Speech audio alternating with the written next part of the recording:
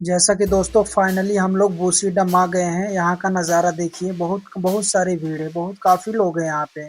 अभी मैं ऊपर से दिखा रहा हूँ, अभी मैं नीचे जाकर भी दिखाऊंगा। देखिए बहुत सारे लोग, अभी तो मैं ऊपर जा रहा हूँ थोड़ा देखने के लिए। दिखाता हूँ मैं अभी आपको, बने रहेगा मेरे ब्लॉग में ऐसे। देखिए नीचे में आ गया, अभी नीचे आ गया हूँ। देखिए मैं दिखाता हूँ, बहुत काफ़ी सारी भीड़ है। अभी मैं नीचे आ गया हूँ, फिर दिखाता हूँ आपको, फ्रंट कैमरा करके दिखाता हूँ वैसे बनेगा मेरे ब्लॉग। देखिए दोस्तों कितनी भीड़ है, काफ़ी लोग हैं मेरे साथ, मेरे भाई लोग भी मेरे साथ में, काफ़ी लोग हैं।